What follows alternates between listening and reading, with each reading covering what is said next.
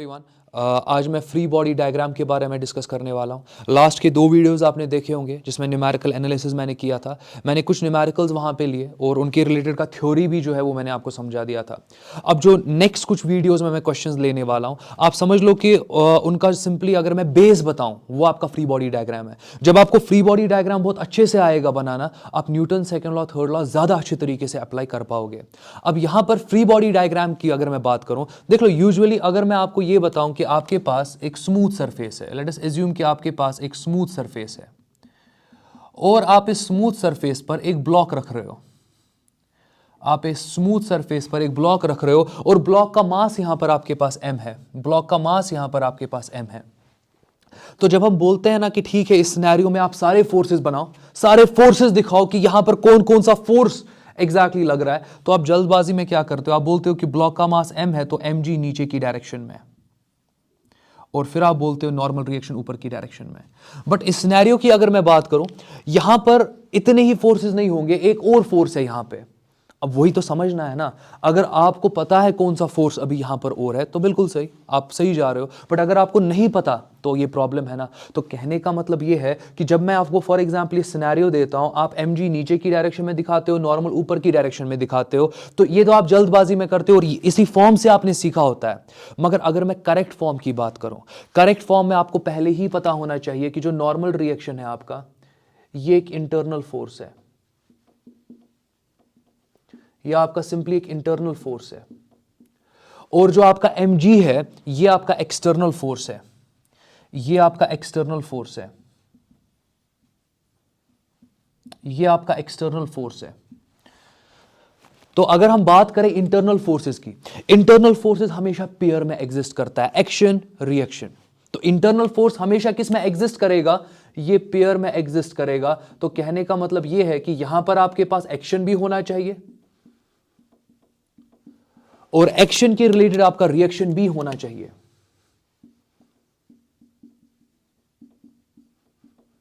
आपका रिएक्शन भी होना चाहिए और एक्शन भी होना चाहिए। तो यहां पर अगर मैं फर्दर बात करूं, एक्शन रिएक्शन कुछ नहीं है, दोनों फोर्सेस है, दोनों फोर्सेस है और दोनों साइमल्टेनियसली एक्ट करते हैं। तो ये भी आपका एक्शन भी आपका फोर्स ही होता है और रिएक्शन भी आपका फोर्स होता है। अब यूजुअली आपको क्या लगता है कि एक्शन रिएक्शन, पहले एक्शन होगा फिर रिएक्शन होगा, ऐसा कुछ भी नहीं है। ये दोनों एक्शन रिएक्शन जो है, ये किसी भी सिस्टम पर आप देखोगे ये साइमल्टेनियसली एग्जिस्ट करते हैं, ये साइमल्टेनियसली एग्जिस्ट करते हैं।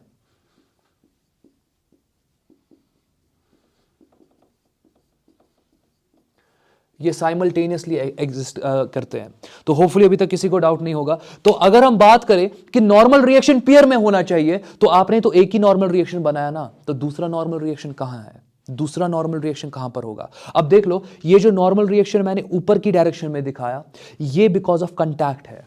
अगेन मुझे तो वीडियो में पूरा डिस्कस अभी करना है, मैं बस ब्रीफ आपको दे रहा हूं कि कहां पर आप गलत कर रहे हो और कहां पर आपको सही जाना है। फिर हम पूरा यहां पर फोर्स और एफबीडी के बारे में बात करेंगे। बट फिलहाल के लिए ये आपका नॉर्मल रिएक्शन है ना, ये नॉर्मल रिएक्शन आपके कंटैक्ट की वजह से होता है। अच्छा, ये जो कंटैक्ट है यहां पर ब्लॉक बना रहा है और आपका ग्राउंड या सरफेस बना रहा है। मतलब कहने का मतलब ये है कि जो आपके पास ये नॉर्मल रिएक्शन है, it is because of contact. ये नॉर्मल रिएक्शन किसकी वजह से होता है, because of contact, because of contact. ये बिकॉज ऑफ कंटैक्ट होता है। और कंटैक्ट अगर हम बात करें, आपका ब्लॉक भी कंटैक्ट में है, आपका स्मूथ सरफेस भी कंटैक्ट में है, दोनों कंटैक्ट में है। अगर यहां दोनों कंटैक्ट में है तो आपने ब्लॉक पर तो दिखा दिया नॉर्मल रिएक्शन, ये नॉर्मल रिएक्शन आपका सरफेस आपके ब्लॉक को दे रहा है। एक बार और, ये जो नॉर्मल रिएक्शन है, ये नॉर्मल रिएक्शन आपका ये स्मूथ सरफेस आपके ब्लॉक को दे रहा है। तो कहने का मतलब ये नॉर्मल रिएक्शन जो है ये ब्लॉक पर लग रहा है, ब्लॉक पर लग रहा है बिकॉज ऑफ सरफेस। ये नॉर्मल रिएक्शन ब्लॉक पर लग रहा है बिकॉज ऑफ सरफेस। तो सरफेस पर भी तो नॉर्मल रिएक्शन लगेगा ना, तो सरफेस पर भी नॉर्मल रिएक्शन लगेगा। और जो सरफेस पर नॉर्मल रिएक्शन लगेगा वो ये होगा,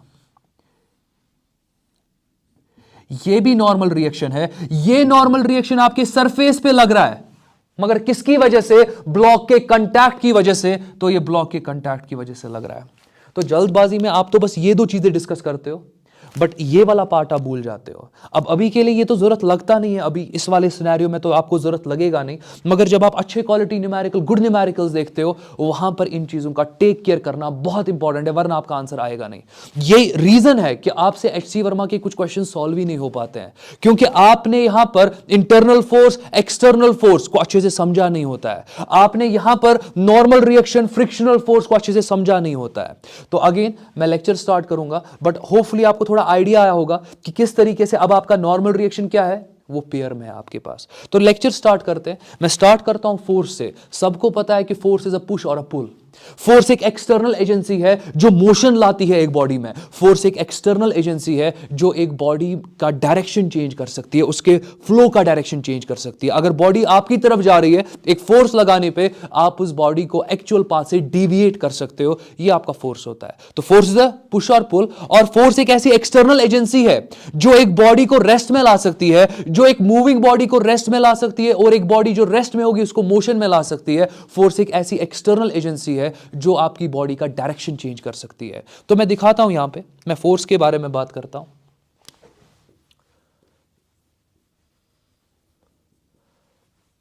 तो फोर्स के बारे में बात करता हूं। सबसे पहला इंपॉर्टेंट पॉइंट जो मैं फोर्स के बारे में कहूंगा, इट्स डायमेंशन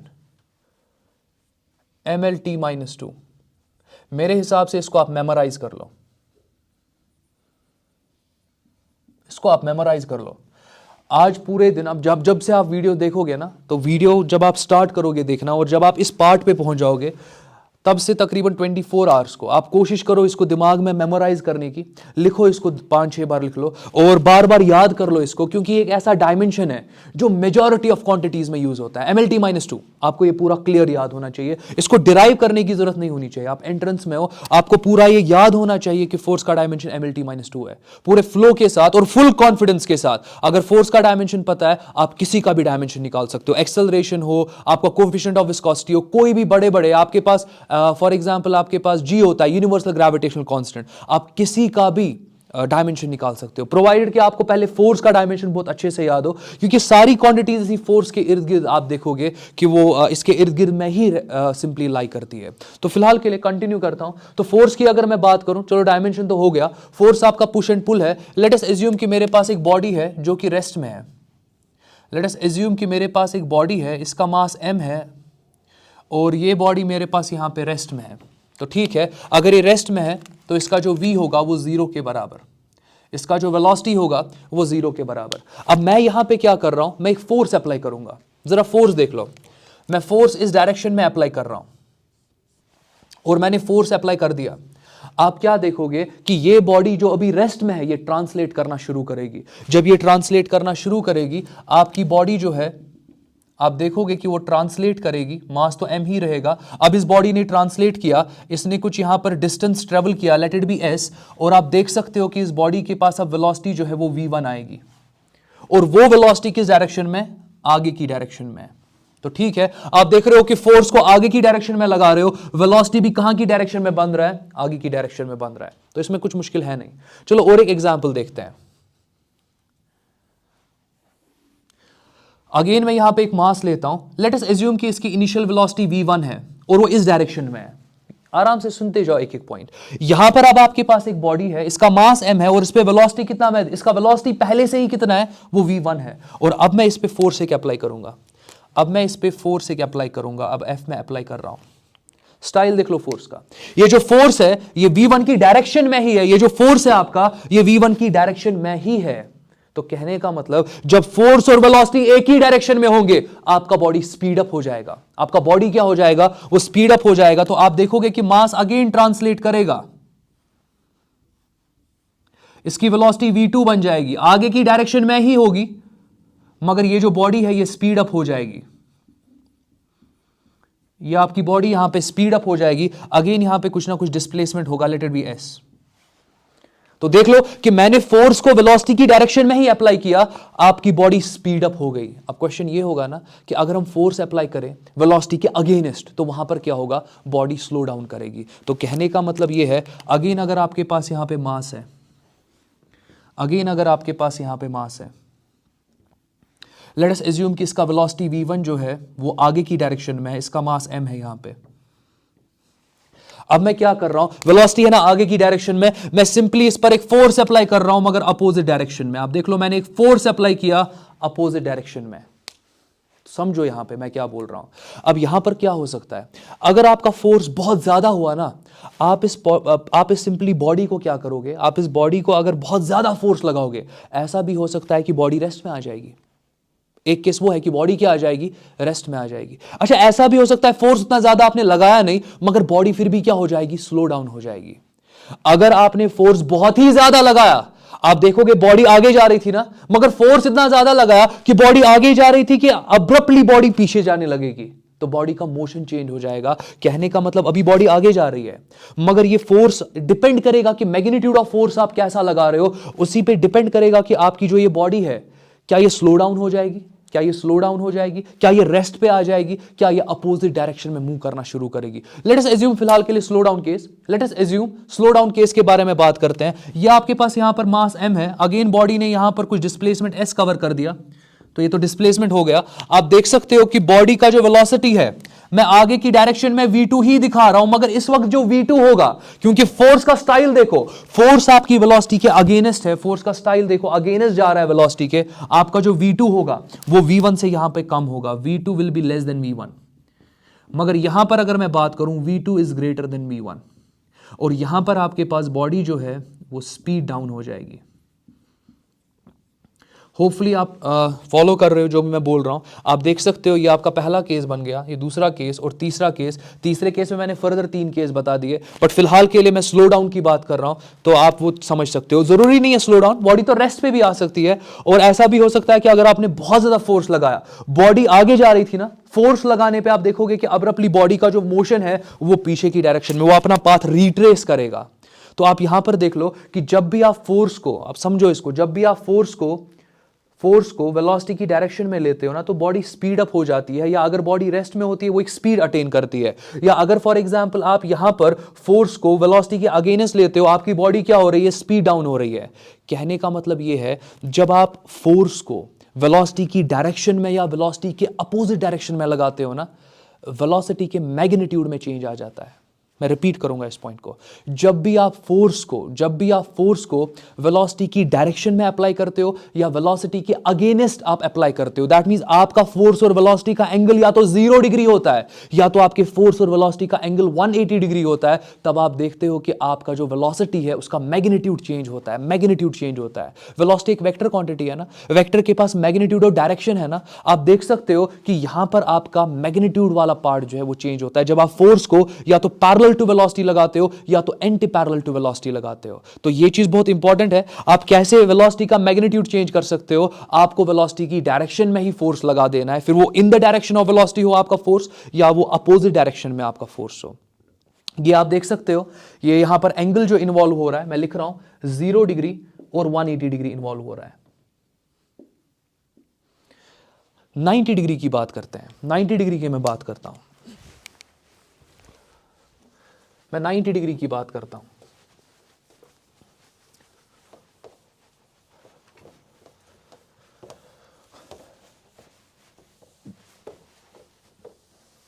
आप देखते जाओ, अब मैं 90 डिग्री की बात करता हूं। लेट अस एज्यूम कि आपके पास एक बॉडी है, अगेन इसका मास आपके पास m है।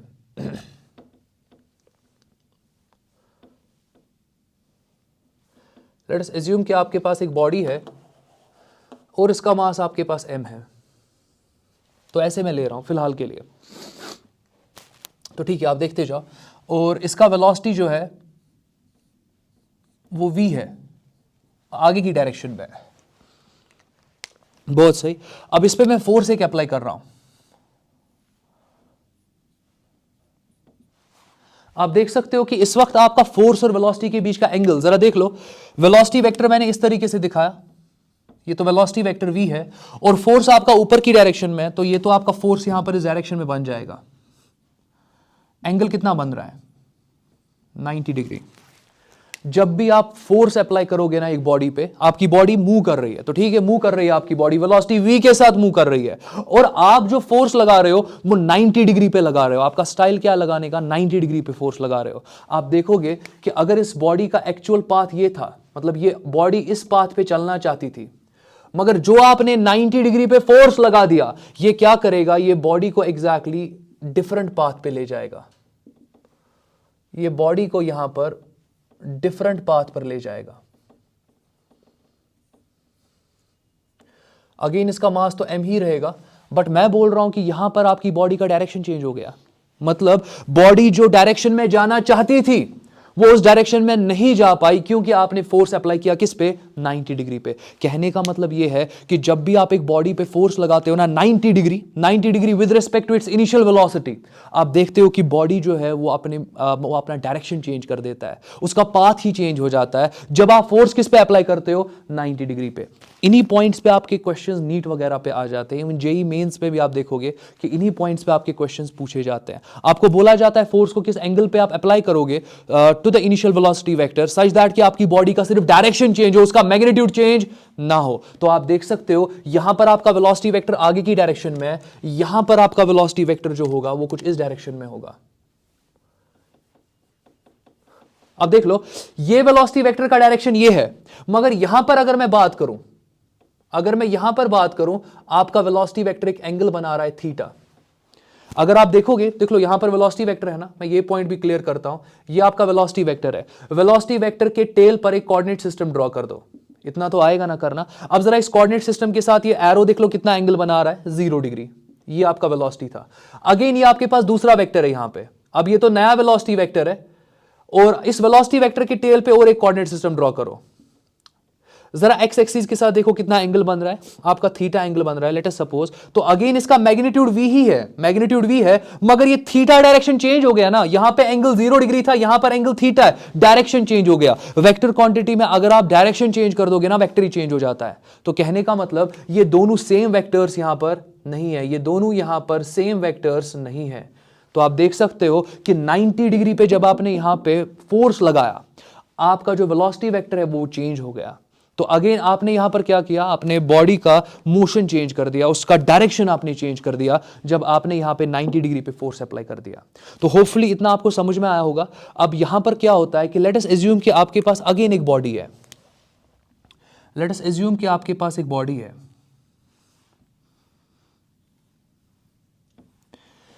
और इसका मास मैं यहां पे m ले रहा हूं। तो अगेन मैं एग्जाम्पल के फॉर्म में यहां पे बात करने वाला हूं। लेट अस एज्यूम कि आपके पास एक बॉडी है जिसका मास आपके पास m है, और इस बॉडी पे आप एक फोर्स लगा रहे हो। इस बॉडी पे लेट अस एज्यूम आप ये फोर्स लगा रहे हो, ये आपके पास लेट अस एज्यूम f है। बहुत सही, इस f को रिजॉल्व कर सकते हो ना आप। अगेन आप टेल पे क्या करो, आप इस वेक्टर की टेल पर एक कोऑर्डिनेट सिस्टम ड्रॉ करना शुरू कर दो, और कोऑर्डिनेट सिस्टम के एक्स एक्सिस के साथ जो एंगल बनता है एंटी क्लॉकवाइज स्टाइल में आप यहां पर अगर थीटा लिख रहे हो ना, ये थीटा पॉजिटिव लोगे। अच्छा, क्यों थीटा को क्यों पॉजिटिव ले रहा हूं, क्योंकि जितने भी आप एंगल मेजर करते हो वो आप एक्स एक्सिस के साथ मेजर करते हो। अच्छा, दूसरा पॉइंट, ये जो आपके पास यहां पर एंगल है ना, जो आप एक्स एक्सिस के रेस्पेक्ट में मेजर कर रहे हो, इसको आप यहां पर बोलते हो standard positioning of angle. Standard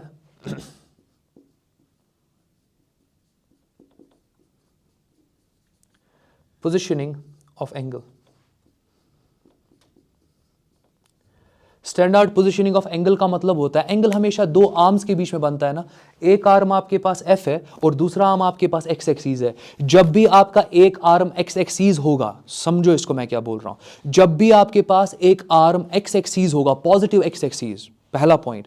और दूसरा पॉइंट, जब भी आपके पास एंगल जो होगा, क्योंकि दो आर्म्स की वजह से आपको मिलता है ना एंगल, तो दो आर्म्स कहीं ना कहीं इंटरसेक्ट करेंगे, जब वो पॉइंट ऑफ इंटरसेक्शन ओरिजिन पे लाई करेगा, आपका जो ये एंगल होगा ये स्टैंडर्ड पोजीशनिंग में होगा। और जब आप एंगल को एंटी क्लॉकवाइज लोगे, तब आपका एंगल क्या होगा, पॉजिटिव। अगर मैं इस एंगल को क्लॉकवाइज लेता तो एंगल नेगेटिव आ जाता। तो इसका टेक केयर आपको करना है। मगर इंपॉर्टेंट पार्ट यह है कि एंगल को स्टार्ट कहां से करना है, एक्स एक्सिस से, और जाना है आपको फाइनली वेक्टर के पास। मैं और एक एग्जांपल दिखाऊंगा, बट फिलहाल के लिए यहां पर एंगल आपका थीटा है। तो फोर्स को आप रिजॉल्व करो।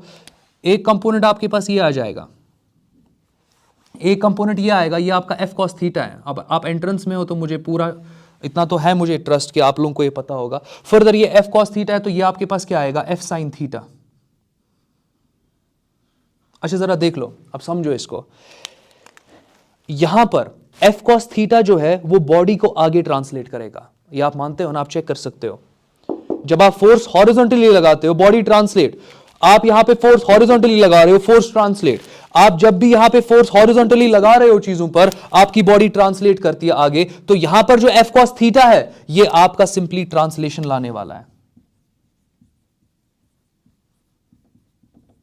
प्लस ये फोर्स जो है ये आपकी बॉडी को मूव करेगा। जब ये आपकी बॉडी को मूव करेगा, लेट अस एज्यूम कि आपकी बॉडी पहले रेस्ट में है, तो जब एफ कॉस थीटा इस पे लग जाएगा, आप देखोगे कि बॉडी तो रेस्ट पे है, अब आप एफ कॉस थीटा लगा रहे हो तो बॉडी में मोशन आ जाएगा, बॉडी के पास वेलोसिटी आ जाएगी। दैट मींस बॉडी अटेन करेगी velocity because of F cos theta. तो body attains velocity, body attains velocity.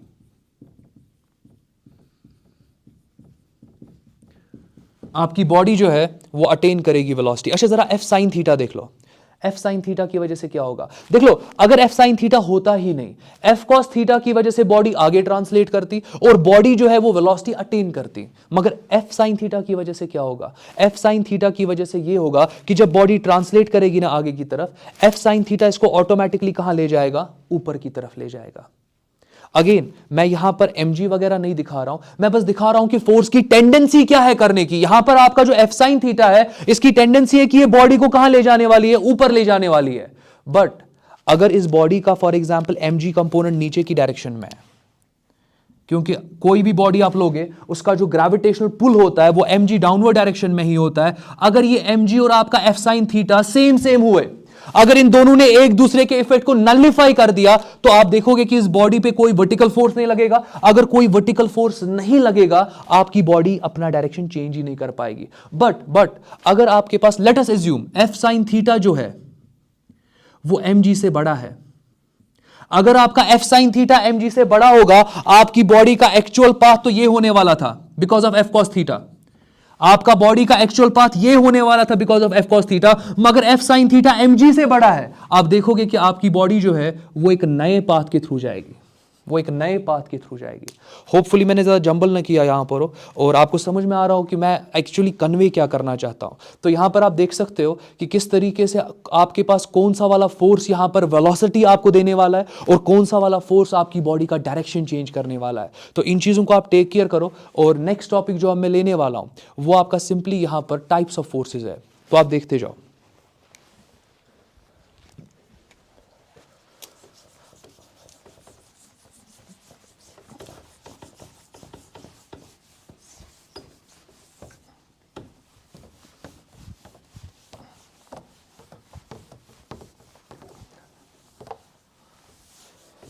तो मैं टाइप्स ऑफ फोर्स की बात करने वाला हूं।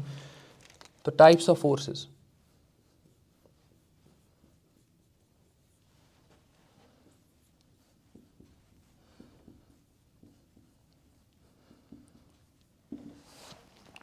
टाइप्स ऑफ फोर्सेस की मैं बात करने वाला हूं। अगर मैं ब्रॉडली यहां पे फिलहाल के लिए एक क्लासिफिकेशन में बताने वाला हूं।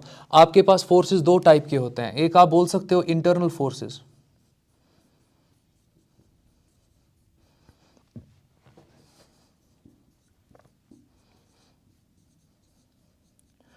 अगेन मैं यही क्लासिफिकेशन क्यों दे रहा हूं, क्योंकि एफबीडी पढ़ना है ना, एफबीडी समझना है ना हमें, तो मैं सिंपली इन्हीं फोर्सेस की मदद से एफबीडी समझ सकता हूं। तो इसीलिए मैं यही क्लासिफिकेशन दे रहा हूं। वरना आप बोल सकते हो दूसरी क्लासिफिकेशन भी तो है कि ग्रेविटेशनल फोर्स होता है, कूलम्बिक फोर्स होता है, वीक न्यूक्लियर फोर्स होता है, स्ट्रॉन्ग न्यूक्लियर फोर्स होता है। तो वो सारी चीज़ें भी हम बोल सकते हैं। बट फिलहाल के लिए मैं यहां पर जो क्लासिफिकेशन दे रहा हूं फोर्सेस का वो इस स्टाइल का देने वाला हूं ताकि हमें एफबीडी समझ में आए।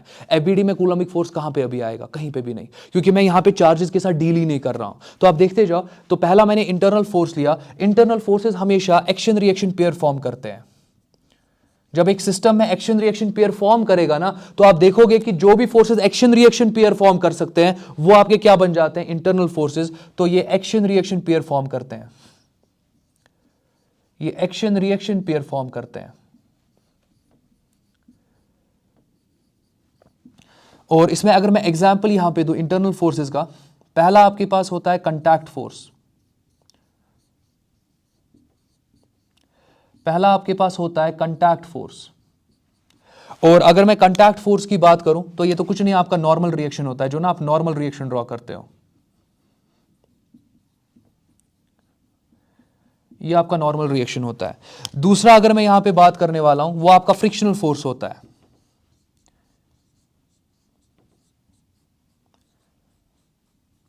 वो आपका फ्रिक्शनल फोर्स होता है। और अगेन फ्रिक्शन फोर्स अगर आपके पास है, फ्रिक्शनल फोर्स भी किस फॉर्म में एग्जिस्ट करेगा, वो भी एक्शन रिएक्शन पेयर बनाएगा। तीसरा अगर मैं यहां पे बात करूं तो वो आपका टेंशन होता है। वो आपके पास टेंशन होता है। तो ये आपके इंटरनल फोर्सेस है जिनको हम डील करने वाले हैं एफबीडी में। इसी तरीके से अगर मैं दूसरी बात करूं वो आपका एक्सटर्नल फोर्स होगा।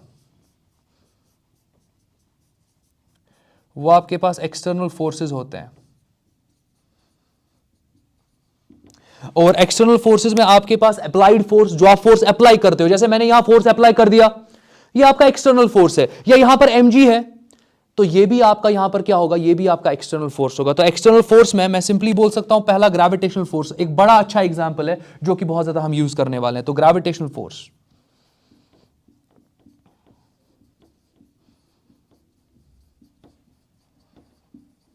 एक आपके पास ग्रेविटेशनल फोर्स है। और दूसरी अगर मैं बात यहां पे करूं तो वो आपके पास एक्सटर्नल अप्लाइड फोर्स होता है।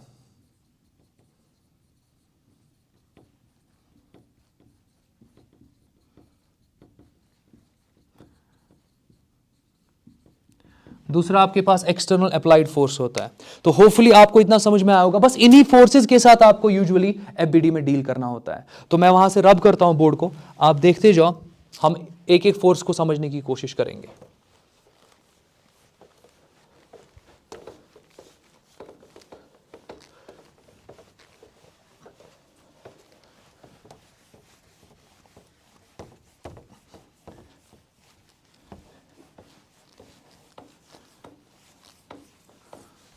देख लो,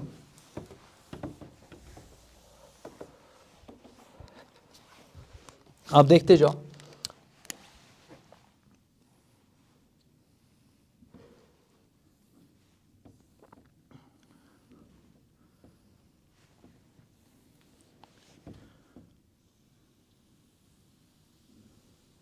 तो ठीक है,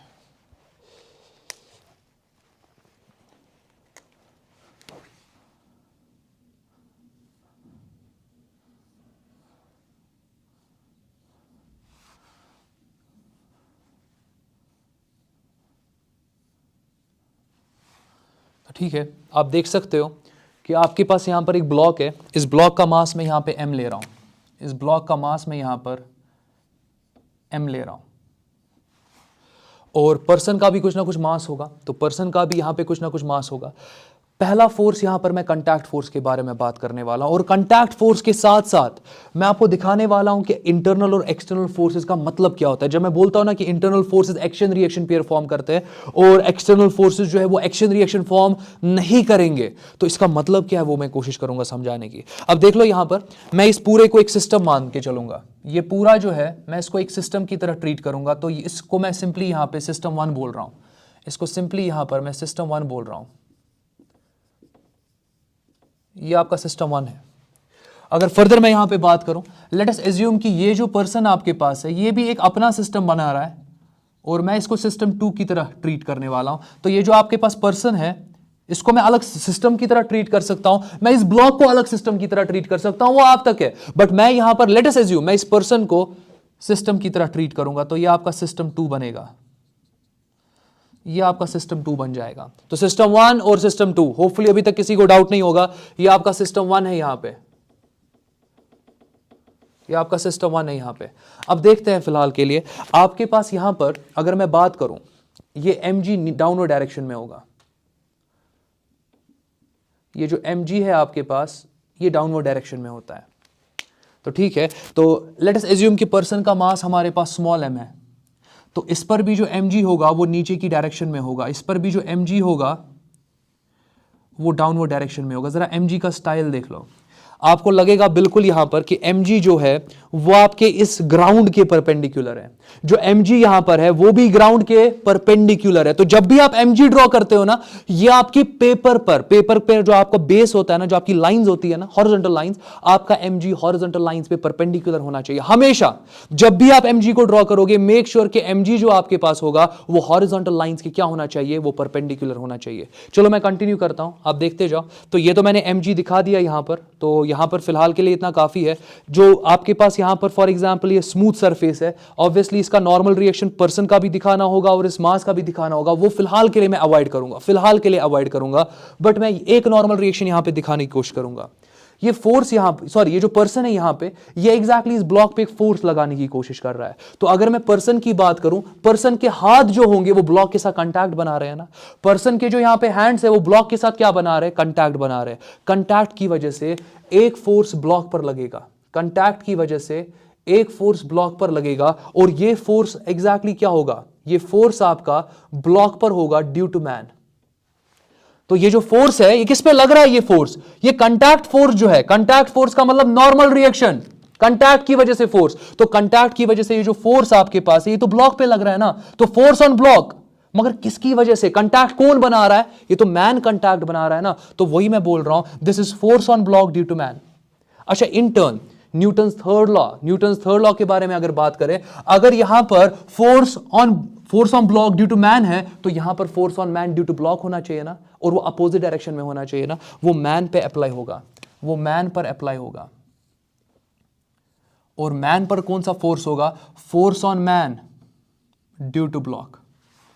अच्छा समझो, ये दोनों फोर्सेस साइमल्टेनियसली एक्ट करेंगे, दोनों फोर्सेस साइमल्टेनियसली एक्ट करेंगे, मगर दोनों फोर्सेस जो है ना ये डिफरेंट बॉडीज पे एक्ट करेंगे, तो ये एक दूसरे को कैंसिल आउट नहीं कर पाएंगे। ये पॉइंट को नोट डाउन कर लेना कि एक्शन रिएक्शन पेयर क्यों नहीं कैंसिल करते हैं एक दूसरे को, क्योंकि एक्शन और रिएक्शन एक ही बॉडी पे कभी भी अप्लाई नहीं होते। एक्शन एक बॉडी पे हो रहा होगा, रिएक्शन दूसरी बॉडी पे हो रहा होगा। यहां पर अगर आप force on block due to man को एक्शन मान रहे हो, तो force on man due to block वो तो रिएक्शन बन जाएगा, और मैन पर रिएक्शन फोर्स लग रहा है और ब्लॉक पर एक्शन फोर्स लग रहा है, दोनों पे अलग अलग फोर्स लग रहा है। ऐसा नहीं हो रहा है कि दोनों फोर्सेस एक ही बॉडी पे लगेंगे, नहीं। अब आप देख सकते हो यहां पर, आप देख सकते हो यहां पर एक पेयर फॉर्म हो रहा है, यहां पर पूरा एक पेयर फॉर्म हो रहा है। तो अब समझने की कोशिश करो, ये जो आपके पास फोर्स है ना, ये नॉर्मल रिएक्शन है। तो कहने का मतलब ये है, मैं इसको यहां पर नॉर्मल रिएक्शन एन से रिप्रेजेंट कर सकता हूं। नॉर्मल रिएक्शन जो ब्लॉक पे लग रहा है बिकॉज ऑफ मैन, मैं इसको यहां पर नॉर्मल रिएक्शन से रिप्रेजेंट कर सकता हूं, that is normal reaction on man due to block, normal reaction on man due to block. अब ये नॉर्मल रिएक्शन, अगर मैं सिस्टम 1 की बात करूं, पूरा सिस्टम 1 अभी कंसीडर कर रहा हूं, इस पूरे सिस्टम में आप देख रहे हो कि नॉर्मल रिएक्शन पेयर में एग्जिस्ट कर रहा है ना, तो नॉर्मल रिएक्शन को ट्रीट करो एज इंटरनल फोर्स। तो सिस्टम 1 के लिए मैं लिख रहा हूं यहां पे, for system 1, for system 1, for system 1 normal reaction, for system 1 normal reaction, for system 1 normal reaction is an internal force.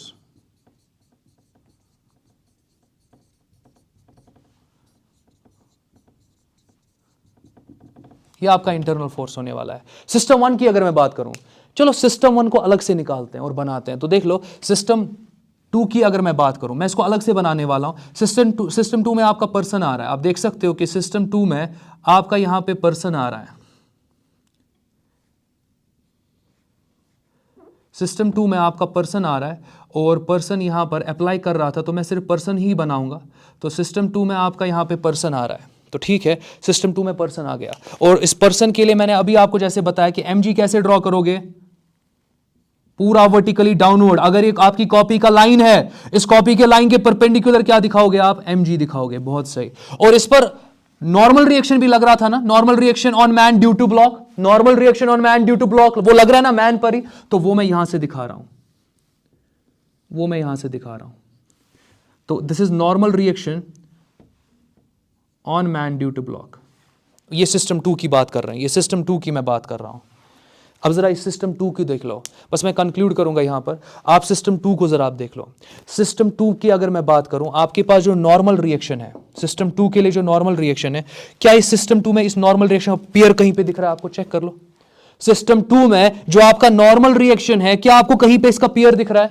आपको नहीं दिख रहा है। सिस्टम 2 के लिए नॉर्मल रिएक्शन इंटरनल फोर्स नहीं हो सकता। इस नॉर्मल रिएक्शन को आपको ट्रीट करना पड़ेगा एज एन एक्सटर्नल फोर्स। तो सिस्टम 2 के लिए अगर मैं बात करूं, आपको इस नॉर्मल रिएक्शन का पेयर नहीं दिखेगा, इसका पेयर आपको नहीं दिख रहा है, तो ये जो आपका नॉर्मल रिएक्शन है, इसको आप ट्रीट करोगे एज एक्सटर्नल फोर्स। इसको आप ट्रीट करोगे एज एक्सटर्नल फोर्स। ये आपको इस तरीके से पता होना चाहिए कि इंटरनल फोर्स क्या होता है, एक्सटर्नल फोर्स क्या होता है। ये जो नॉर्मल रिएक्शन है, सिस्टम 1 के लिए नॉर्मल रिएक्शन आपका क्या था? Internal force. मगर जब आपने इस सिस्टम में से एक सब सिस्टम ले लिया, सिस्टम 2 ले लिया, तो सिस्टम 2 की अगर मैं बात करूं, यही जो आपका नॉर्मल रिएक्शन है वो क्या बन रहा है? External force. इस वीडियो में मैं यहीं तक बात करूंगा, बाकी हम नेक्स्ट वीडियो में बात करेंगे एफबीडी के बारे में, जो अगेन आप देखोगे उसमें एफबीडी पूरा मैं एक्सप्लेन करूंगा। होपफुली इस लेक्चर में आपको कहीं पे डाउट नहीं होगा और आप पूरे अच्छे तरीके से एंगेज रहे होंगे एंड तक। आज के लिए इतना काफी है। Take care.